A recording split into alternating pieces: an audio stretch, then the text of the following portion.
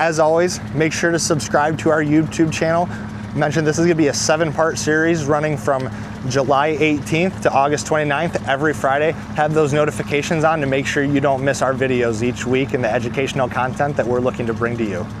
Today we're shooting part 2 of the Dreamweaver Small Boat Summer Series. Last week we focused on the Ninja planer boards and how we use that on our small craft. Today we're gonna focus on Dipsy divers. We are gonna be running both a high and a low diver today, and we're gonna be walking through our Dreamweaver divers and how we set those to avoid any issues and get us into some extra fish. When we go to put our diver rods out, this would be my high diver rod. It's always gonna be easier to put your high diver rod out first. I have the Dreamweaver 107 for my high diver here today. Now, you see these dials that are on the bottom here. How you turn that dial is gonna dictate which direction and how far away this is going to dive from the boat. So if I was to set this dead in the center like that at 0, this would go straight behind the boat. Now, obviously, if we're running a high and low diver on both sides of the boat, we're gonna wanna get it out of the way. So I'm here on the port side. If I'm looking at this dial on my high diver, I'm gonna wanna spin this counterclockwise to that 3 or 3.5 setting. What this is going to do, whatever direction this weight is leaning, it's gonna tilt that Dipsy diver and it's gonna pull it away from the boat. So again, we're gonna start with our high diver today. Now, we run a bunch of different things on our Dipsies. I'm gonna show you how we rig both a spoon and a flasher fly. This first one here, I have a Dreamweaver Super Slim. This is gonna be going out on my high diver. I run a tighter swivel, meaning it has a tighter angle at the bottom here when I'm going to throw a spoon out. So when we go to deploy this high diver, I have about a 20 to 25 foot lead here. Now, depending on your situation, say you're fishing by yourself, you're probably gonna want a shorter lead, a 6 or 8 foot lead. That way when you reel down to your Dipsy, you can go ahead and try and net that fish. We have 3 guys in the boat today, so we have autopilot, so it's easy enough for one person to fight the fish, one person to hand line the fish in, and then one person to net.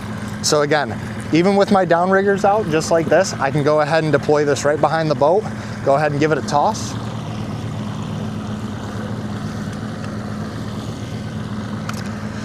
And now that spoon is plenty clear of my downrigger there. So this is extremely important. We mentioned that we turned our dial the way that we need to. Again, if you're fishing on the port side, you're gonna wanna spin it counterclockwise to get it to dive away from the boat. This is how you're going to engage your Dipsy right here and get it to dive. So make sure that you snap this in. And this is going to make sure that that is gonna dive away from the boat. Now, when a fish hits this, you wanna make sure that you set this tension correctly. That's very important.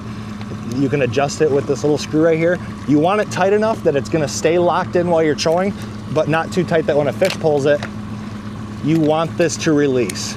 You want it to snap right loose like that when that fish hits it. So again, we have this set at a good tension here. When I set this high diver to make sure that I'm giving more than enough room on the outside of the boat,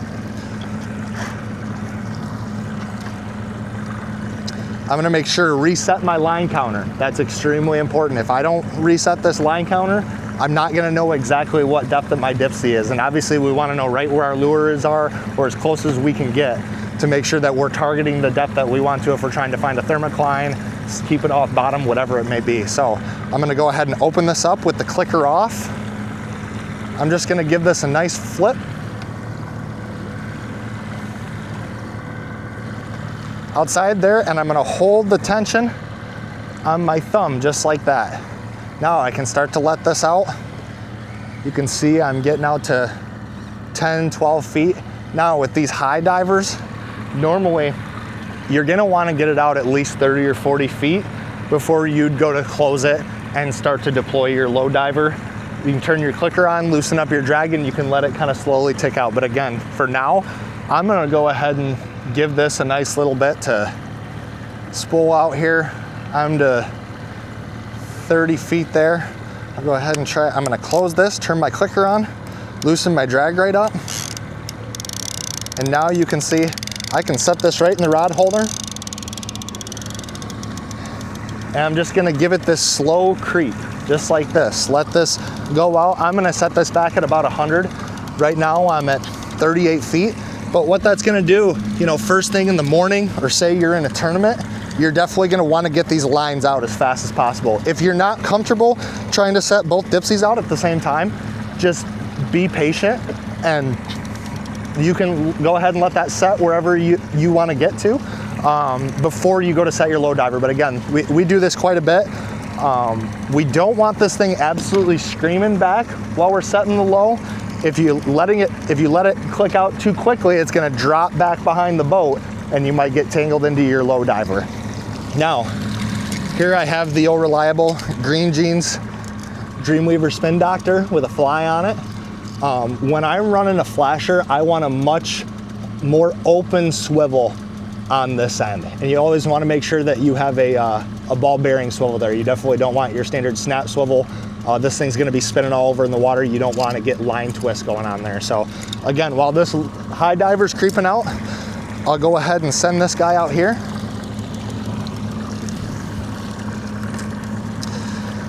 Now, a slick little trick that you can use when you're setting your divers out, depending on, again, what length you have your leader at.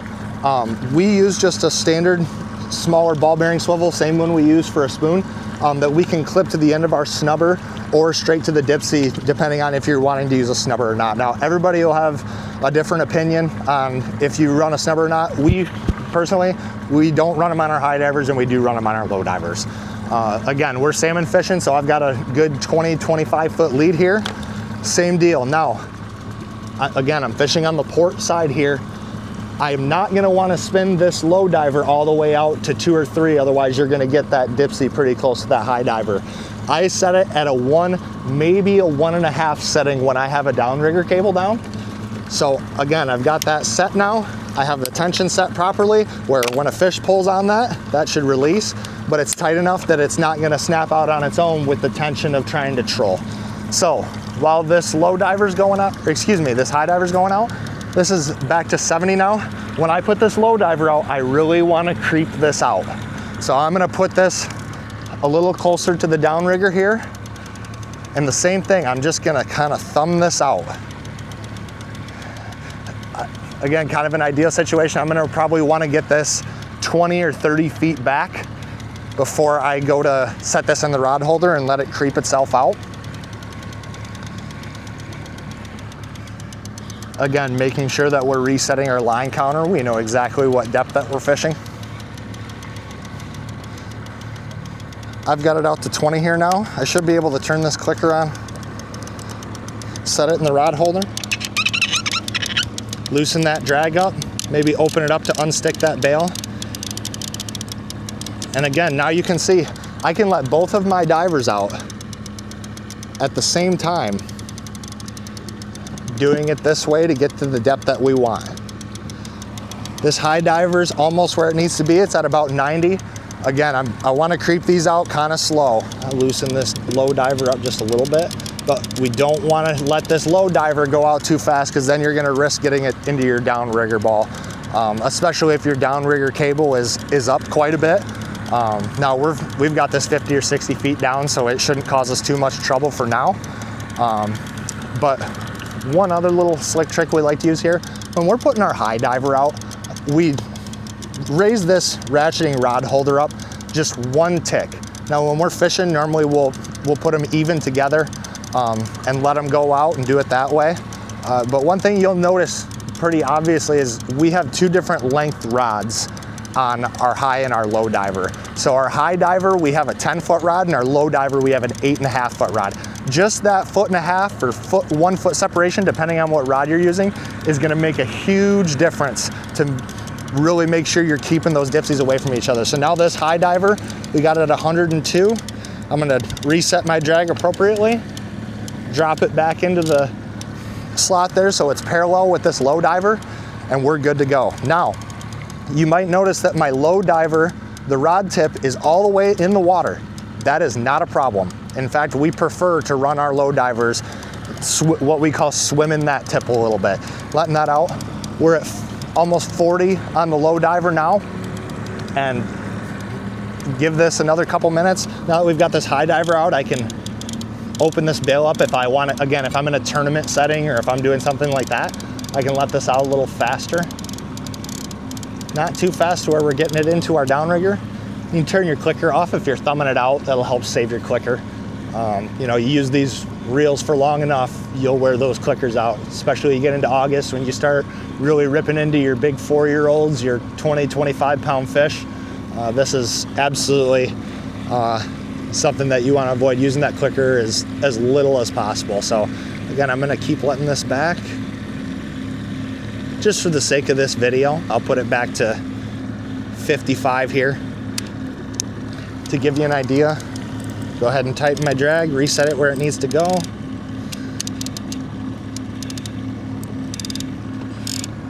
And now we're fishing. So again, we have my low diver. We have my low diver set at 55 or 60 now. I'm gonna move that back when we keep fishing. And I have my high diver at 100. Normally, you're gonna want your high diver farther away than your low diver. Just because it's gonna, again, stagger those lines a little bit. You get a couple, you run into a pot of fish and you get one on your high and your low diver, that's gonna help you minimize any tangles, and that should make things a lot easier. Now, when you're also running a small craft, really recommend the ratcheting rod holders. I know there's certain companies that make the cradle style, but if you use a cradle style rod holder, this butt of this rod is gonna sit back another foot or 18 inches and it's gonna be sticking out into the boat. And when you only have a 8.5 or smaller than a 10-foot beam, every bit of boat space counts in the back of the boat. Again, you get low light conditions, things get crazy, you get a few fish hitting at the same time. That's gonna be really important. The main advantage to these ratcheting rod holders is that you can pull it straight up to you. Again, you get a 4-year-old king that's ripping on a low diver and you've got a 10-inch paddle and a meat rig and you're in 3-footers, you're not gonna wanna grab that rod and pull it out away from the boat. With this ratcheting style rod holder, I can just grab this, pull it straight up to me, and I'm fighting my fish. Say you lose them, you can go ahead and reel it in, reset it, and drop it right back in where it's at. Now, one question I get asked a lot, how do I set my high diver out if my low diver is already in the water? Say you've already got both your Dipsy set and your high diver gets ripped, you get your fish in, you're ready to set it back out. You don't want to have to pull your low diver in just to set your high diver. So again, just like we talked about on the port side here, I have this on 3. I'm gonna snap it back in. I'm gonna leave my clicker off. I'm gonna open that spool and leave my thumb on it. I'm gonna wanna pitch this out a good 10, 12 feet away from my low diver if I can. So I'm gonna give it a 1, 2, and 3. And again, now you can see I've got this a good 10, 15 feet away. I'm really gonna wanna tick this out slow with my thumb. I'm gonna wanna get this a good 30, 40 feet out before I try to do anything else. Again, very slow on this. You do not want to open this right up and just let it go flying back. The slower you let the Dipsy out, it's gonna pull it away from the boat more. It won't be as fast, but again, if your low diver's already set, we're not worried about fast. We're worried about not getting tangled. If you've ever tangled a high and a low diver, you know exactly what I'm talking about. That is not a fun experience. One thing Dreamweaver does that makes it really easy, we just keep these in our glove box if you ever want to reference. I've been fishing long enough. Normally I just know, depending on what setting, how far back it is, what depth I'm fishing. But this would be for our low diver here. They're going to include a dive chart. So again, we had our 1 setting here for our low diver, and I have that back about 75 foot. So I'm about halfway between that 36 and 67 foot. Same thing with the high diver. This is, it says right on the top there, 107. This is my high diver.